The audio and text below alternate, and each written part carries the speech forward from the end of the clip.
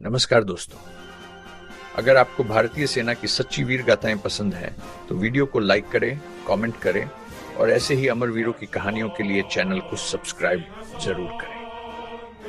आज हम आपको ले चलेंगे भारत पाकिस्तान युद्ध 1978 की उस ऐतिहासिक कहानी में, जिसने पूरे दक्षिण एशिया का नक्शा बदल दिया। ये वही युद्ध है जिस पर फिल्म बॉर्डर 2 आधारित है। यह कहानी सिर्फ गोलियों और बमों की नहीं, बल्कि भारतीय सैनिकों के अदम्य साहस, त्याग और देशभक्ति की असली मिसाल है। 1978 से पहले पूर्वी पाकिस्तान, जिसे आज हम बांग्लादेश कहते हैं, वहां की जनता पर पाकिस्तानी सेना भयानक अत्याचार कर रही थी। मासूम लोगों की हत्या, महिलाओं के साथ अमानवीय व्यवहार और लाखों लोगों को जबरन घर छोड़ने पर मजबूर किया गया। करीब 1 करोड़ लोग शरणार्थी बनकर भारत आ गए। ये सिर्फ राजनीतिक संकट नहीं, ये मानवता पर हमला था। प्रधानमंत्री इंदिरा गांधी ने दुनिया के बड़े देशों से मदद मांगी, लेकिन जब कोई समाधान नहीं निकला, तब भारत ने फैसला किया कि अब अन्याय के खिलाफ खड़ा होना ही पड़ेगा। 3 दिसंबर 28 की रात अचानक पाकिस्तान ने भारत के कई एयरबेस पर हमला कर दिया। उन्हें लगा भारत डर जाएगा, पीछे हट जाएगा, लेकिन पाकिस्तान ये भूल गया था कि हिंदुस्तान है, यहाँ डर नहीं पैदा होता, यहाँ शेर पैदा होते हैं। भारत ने तुरंत जवाबी कार्रवाई शुरू कर दी। सेना, वायुसेना और नौसेना तीनों ने मिलकर दुश्मन को करारा जवाब दिया।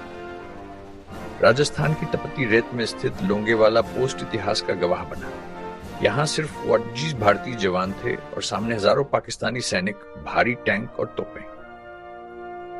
दुश्मन को लगा ये पोस्ट कुछ ही मिनटों में गिर जाएगी, लेकिन हमारे जवान चट्टान बनकर खड़े रहे। रात भर गोलियां चलती रहीं, धरती कांपती रही, लेकिन एक भी भारतीय जवान पीछे नहीं हटा। सुबह होते ही भारतीय वायुसेना के हंटर जेट्स आसमान से गरजे और दुश्मन के टैंकों को आग का गोला बना दिया। लोंगेवाला की ये लड़ाई आज भी भारतीय सैन्य इतिहास की सबसे गौरवशाली जीतों में गिनी जाती है। उधर पूर्वी मोर्चे पर भारतीय सेना ने बिजली की गति से हमला किया। बांग्लादेश की मुक्ति वाहिनी के साथ मिलकर पाकिस्तानी सेना को चारों तरफ से घेर लिया गया। एक एक शहर आजाद होता गया। जहां जहां भारतीय सैनिक पहुंचे, वहां लोगों ने फूल बरसाए। आंखों में आंसू और दिल में आजादी की उम्मीद थी। ढाका की तरफ बढ़ते कदम इतिहास लिख रहे थे। समुद्र में भारतीय नौसेना ने कराची पोर्ट पर ऑपरेशन ट्राइडेंट और ऑपरेशन पाइथन को अंजाम दिया।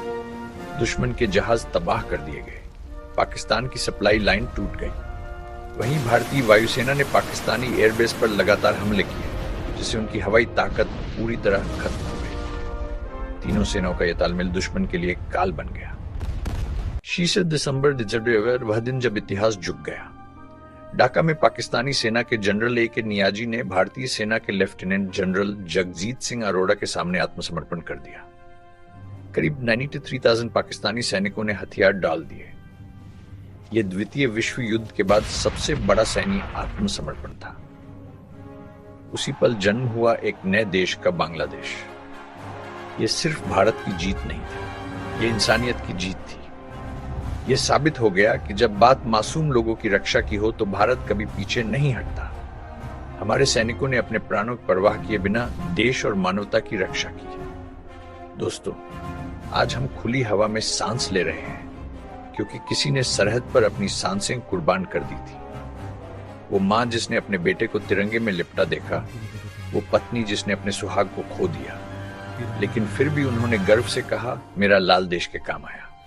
बॉर्डर 2 फिल्म इन्हीं अनसुनी वीर गाथाओं को बड़े पर्दे पर उतारेगी, जहां नौसेना की बहादुरी, वायुसेना के शौर्य और जमीनी लड़ाइयों की सच्ची कहानियां दिखाई जाएंगी। यह फिल्म सिर्फ मनोरंजन नहीं होगी, बल्कि आने वाली पीढ़ी के लिए एक प्रेरणा होगी। यह कहानी हमें सिखाती है कि देशभक्ति सिर्फ शब्दों में नहीं होती, बल्कि जरूरत पड़ने पर अपने सब कुछ कुर्बान करने में होती। भारतीय सेना सिर्फ हमारी रक्षा नहीं करती, बल्कि हमें गर्व से सिर उठाकर जीना सिखाती है। अंत में दोस्तों, देश की रक्षा सिर्फ सरहद पर नहीं होती, बल्कि उस सोच से होती है जो मजबूत नागरिक बनाती है। इसी सोच को आगे बढ़ा रहा है गुड डे डिफेंस स्कूल, सिगुल, हनुमानगढ़, जहां बच्चों को अनुशासन, नेतृत्व और देशभक्ति सिखाई जाती है।